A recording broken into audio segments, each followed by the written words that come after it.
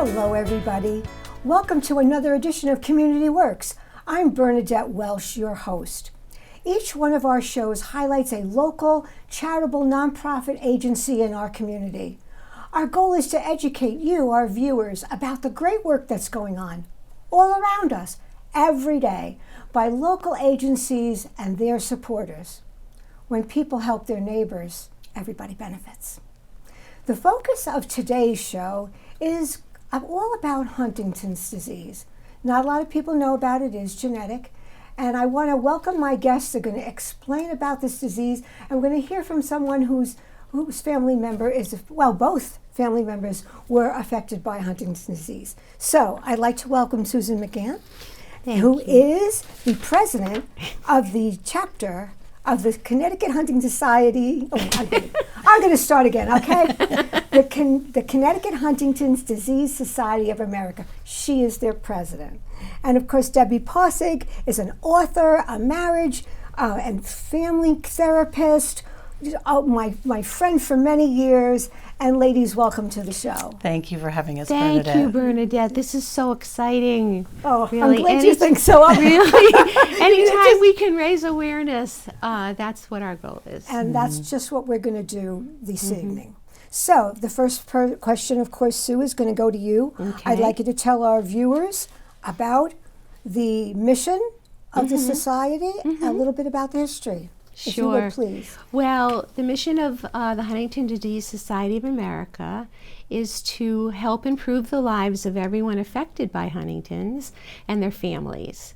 And we do this various ways. We have support groups, we have education, we have advocacy, and of course we raise funds and raise awareness so we can help find the cure for research. And how about the history? Has the chapter been here in Connecticut for a long time? Well, we're an affiliate first. So then you grow up and you become a chapter, okay?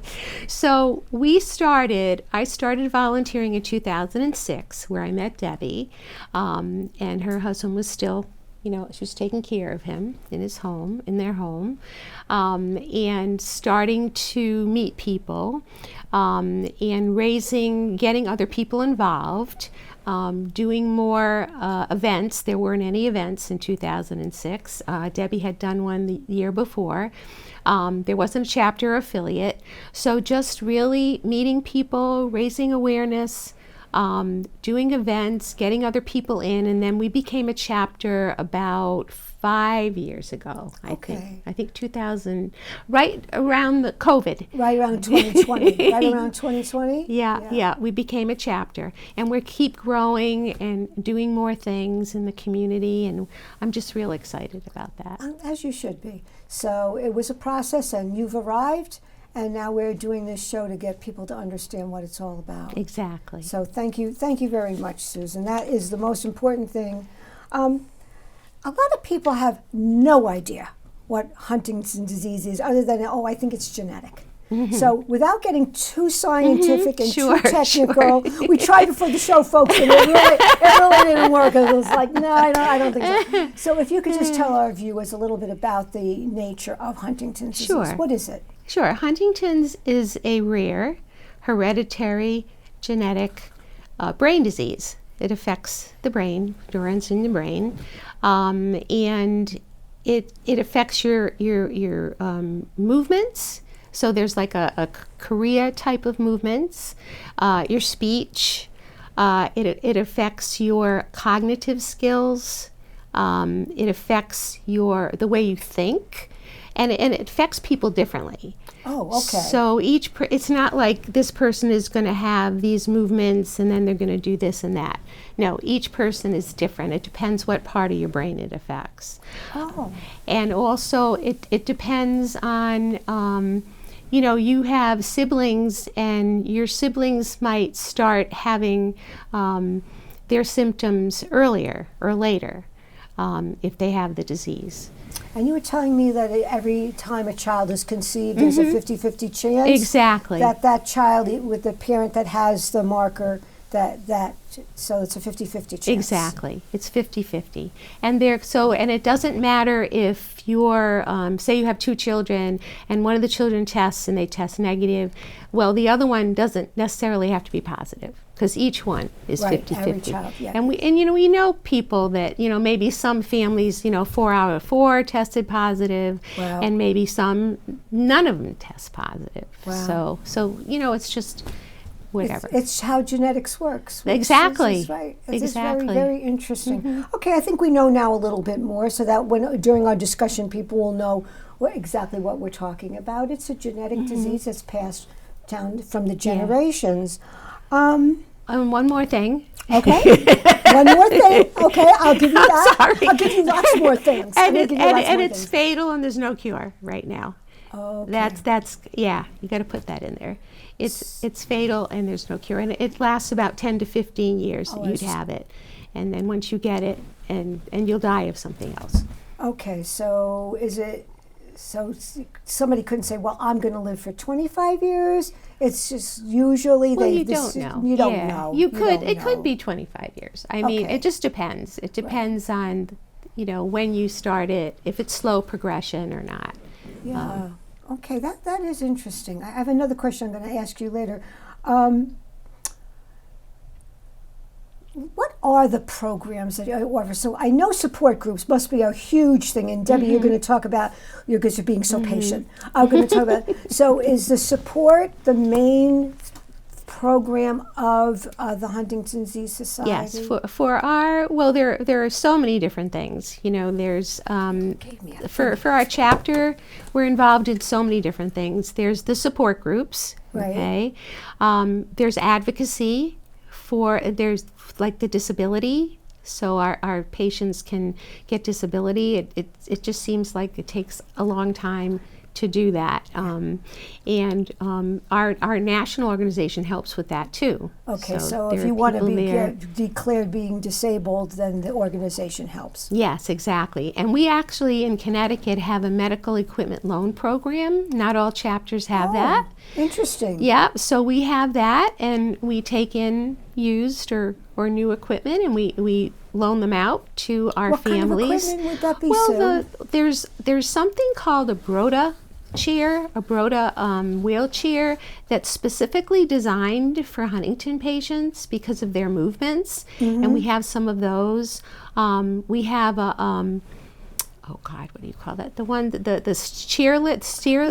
Yes. We have one of those. Get you up. Yeah, anything a shower seat, walkers. Any type of thing that maybe a Huntington family or patient might need, that we can help them with. Because you want to prevent them from falling. Yeah. Yes. Yeah. Yes.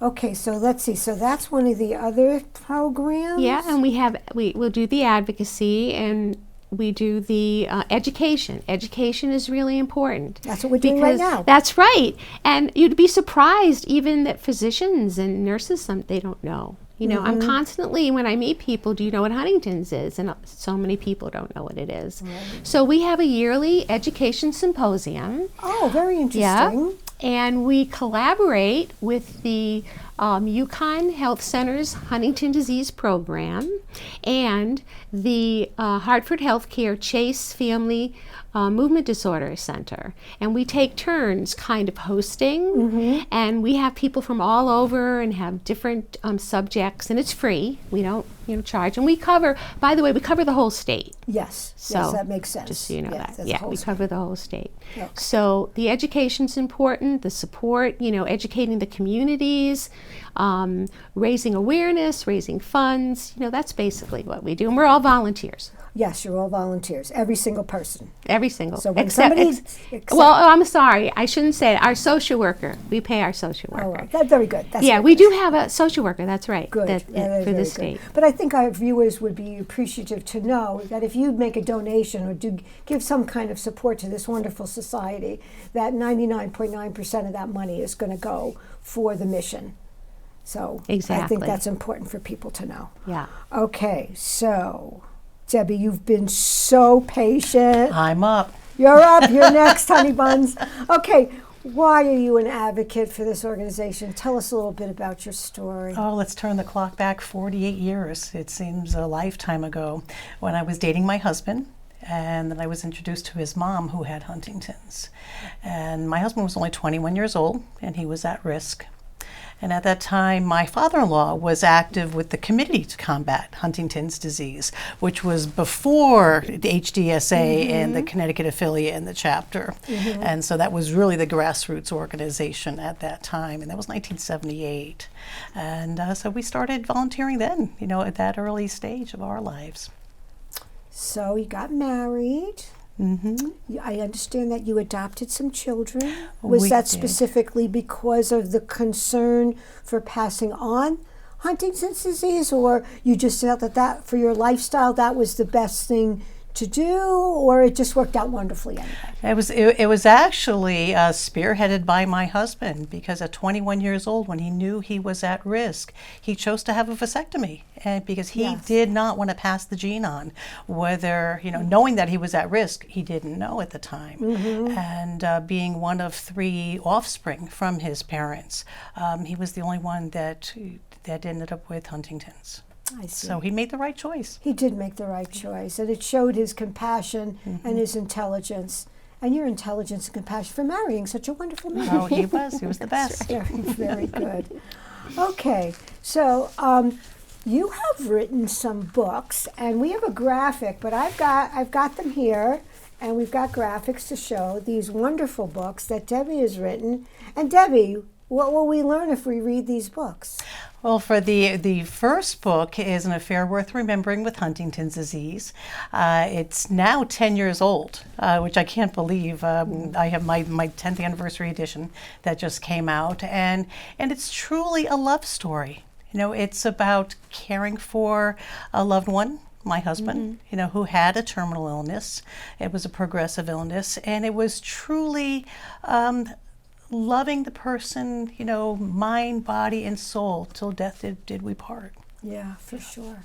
And I did read both of the books, and I think what struck me the most was that this situation that people have when they're caring for someone with a progressive disease, that it does going to mean impaired mobility and all of that, that you dedicated yourself so much that sometimes you forgot to take care of yourself. So what would you like to tell our viewers about the need to take care of yourself when you're caring for somebody with an illness like that? Well, as a caregiver who did suffer caregiver burnout, Yes. and it was insidious, I certainly learned to ask for help. That's something I didn't do. I thought I was a superwoman. I thought I could work 40 hours a week on the police department here in North Haven. I thought I could be a mom and be a caregiver, and it backfired horribly. And so the takeaway now is, please ask for help. As a therapist, I tell people, there are people on the other side of the door. You just need to open it. Yeah. And it's so true. That I've learned along the way. I know a lot of families with not necessarily Huntington's disease, but a husband or wife is suffering from dementia, and they can't leave them alone, and they're not even taking a day off a week to just not be that caregiver. And so please, folks, if there's something like that in your family, you could take time off. Try not to feel guilty about it. There are wonderful people who will give you respite. And I do hope that Debbie's story, and Sue also can talk about this, I'm sure. It takes some time to take care of yourself. You cannot take care of somebody else if you don't take care of yourself. So thank you for that. And then the other book, the second book, is, I think, just you're reminiscing at each anniversary of your husband's passing, how you talk to him. That's a beautiful thing. Thank you. Thank you. So the second book was just published in October, and this is my finding my North Star, my purpose after he died. And and I have a ritual that once a year on his death anniversary, I journal. And so I do a little prayer, I journal, and kind of review what I've done. And seeing that I've only done it once a year for this 16 years, I was able to look back and see my growth. Over that time, and I'm pretty amazed, of what has transpired, over that time. Well, don't we all learn about ourselves the older we get? And as long as we're not with our head in the sand, we realize, geez, I used to get so freaked out about that. And now, It's not that I don't. important. Yeah. No, I don't. And Sue, I think you have a little bit of a story to tell. I don't know, that was one of our agreed upon questions. Okay. I'm good. But a little bit about how I believe that your husband. Yes. Tested My positive. husband, when I married him, he was the love of my life. I met him in college, and we've been married almost for 51 years. When I met him, we had to know his family. And then we had kids, and his mother started having symptoms, and we didn't know what it was. And then we realized that she had Huntington. So he knew he was at risk, but really didn't. We didn't really talk about it. A lot of families don't talk about it because Right. there's a stigma, unfortunately. So, we just did our lives, and did our thing. And, and then when I got laid off and I started volunteering for Huntington's and learning more and meeting people, and this is when I met Debbie. And at that point, my husband didn't get tested because we didn't know, and then we found out there was a place you can get tested. Only 10% of people at risk get tested. Okay. And it's a personal thing. Yes. And he was in his mid-50s, and he hadn't developed symptoms, so he decided he wanted to get tested so the kids wouldn't have to worry. Yes. So Makes sense, doesn't it? Yes. So he went, and it was funny because it was anonymous, and he had a different name, and Right. and even the doctor. I think when we went for the result, and anyone who's out there and wants to get tested, it's important to go to a place that specializes in Huntington's. I've heard horror stories about people getting tested by doctors and other things. I think you were telling me Yeah. that now UConn has become a center of Yes. excellence, and they can get tested there. Yes. UConn Health Center, UConn HD program.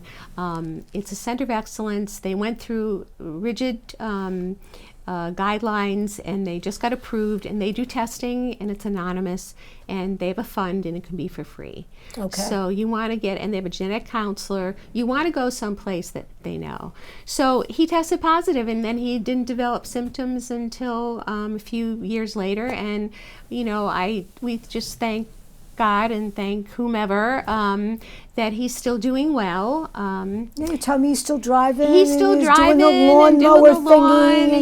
He's yeah. 73, and that's one of the reasons I'm still doing this as a volunteer. I just feel very grateful, and I just want to help as many people as I can in the community and raise awareness and raise funds, and continue doing this. I've been doing this for 18 years, and it's Yeah, like... you and Debbie are like tag teaming with each other in this I know. in this marathon Yeah. of love and support. Yeah. Which I think is a beautiful thing. Yeah, and we have 2 kids. They haven't been tested, but that's personal. Yeah, that's personal. That's up to them. They're Yeah. not babies. Yeah, Exactly. They're not babies. Okay, so we've been talking around the funding. So it's basically people and sponsors in the community that are funding this chapter.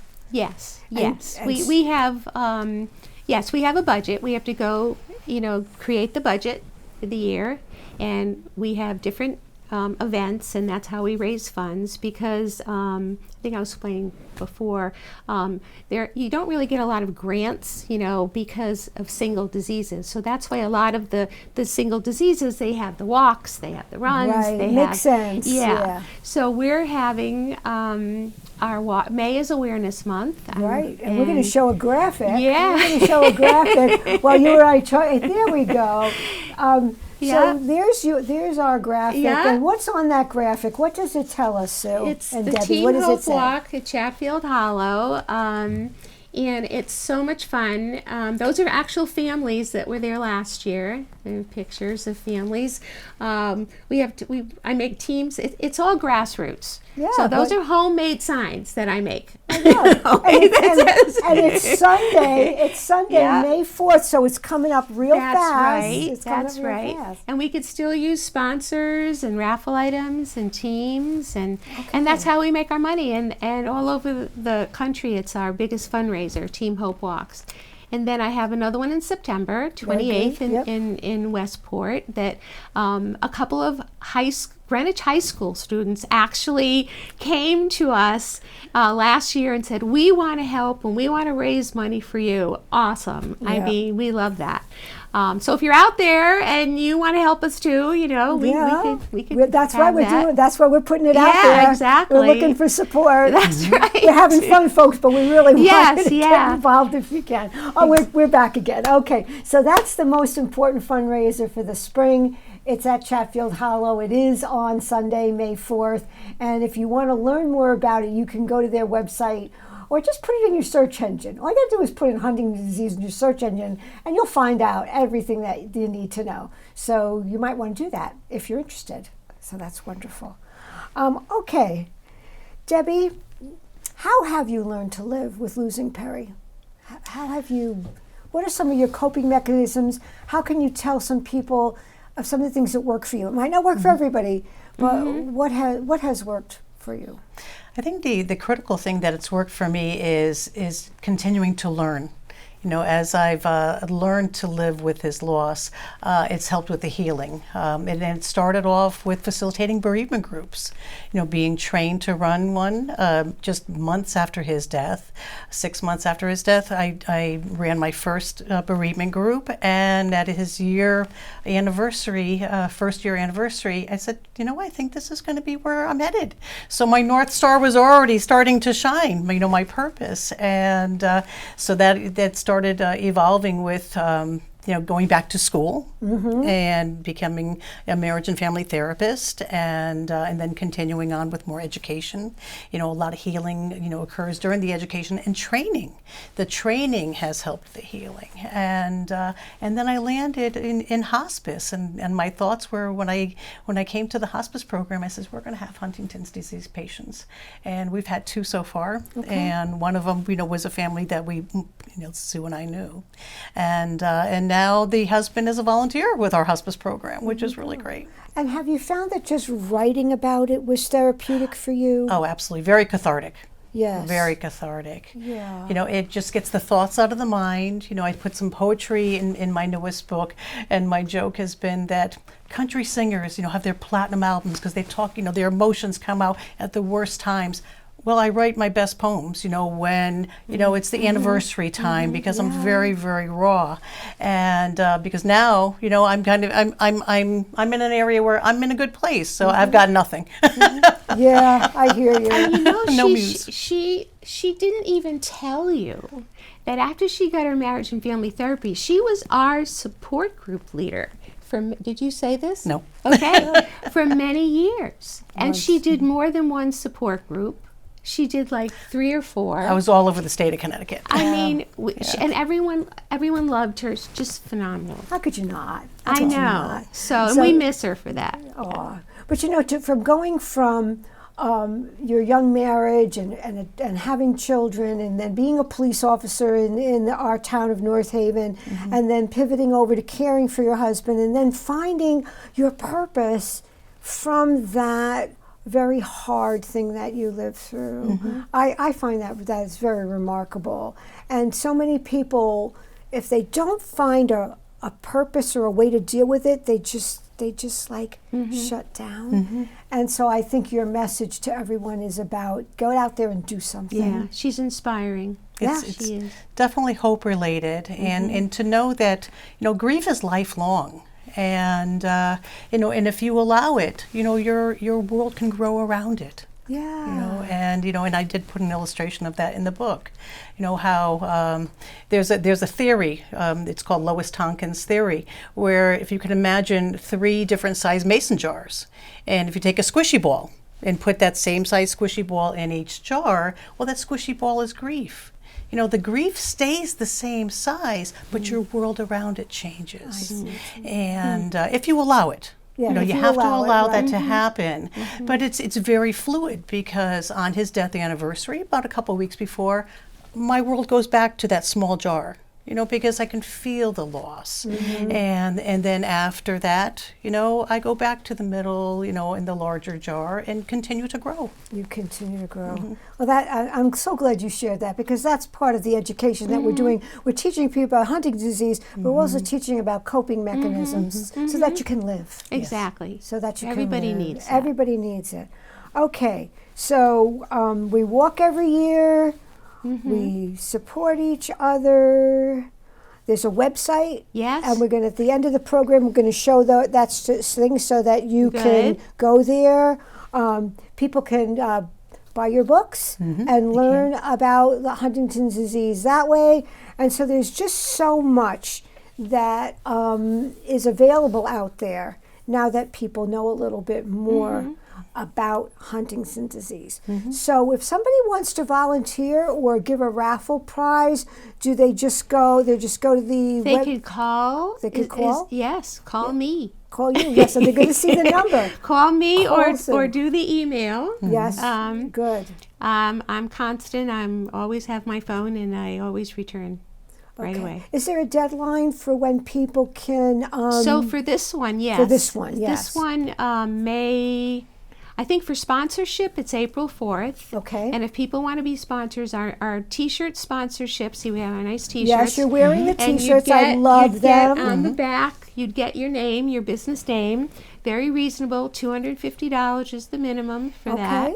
And 500 or 1,000. And 500, you can have a table there with your things. Yep. And then the raffle and the auction can be, so that has to be April 4th, but you don't have to give us the money until the end of December. Oh, okay. So you're pledging the money. You're Yes. pledging the money. That, yes, and you that can gives get it- your. We just have to have the T-shirt logo Very then, good. and then you can just we have it till December, and then the raffle and auction is probably like May 1st. I need a couple of days. Yeah, you need to a couple get of days to things. get that stuff Yeah. organized. And I Very do that soon. too. And so with Chatfield Hollow now, that's a park, so it's all going to be all outside. Yes, yes. What if it gets If it a rain, little we've bit had rain, but we still have it. Okay, good. That's good. Rain or shine. Yes, so that's rain what or folks shine. need to That's know. what umbrellas are for. Yeah. Yeah, that's what umbrellas are for. Yeah, That's and we what have had raincoats are umbrellas, for. and you can bring your dog, Oh, and we good. have little goodies. And every year we've had Tim Lammers from Fox 61. We call him our mascot, and he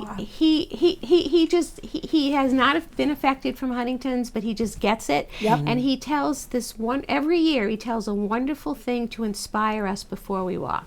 Okay. So, no, it's great. It's a good family thing. Bring your dog, bring your kids, That's the bikes. cool. All right, ladies, guess what? We've run out of time. Ladies and gentlemen, I hope you have enjoyed our show about Huntington's disease with Sue McGann and Deb Posick. And I hope you've been inspired by their stories, by their knowledge, by their compassion. And hopefully you learn from what they've been through so that you could take some things into your own life and into yourself. Life is so precious. And when we care about one another, it makes life better even under difficult circumstances. So Sue and Debbie, thank you very much. Thank you. I'm Bernadette Welsh for Community Works. When people help their neighbors, everybody benefits. We'll see you again.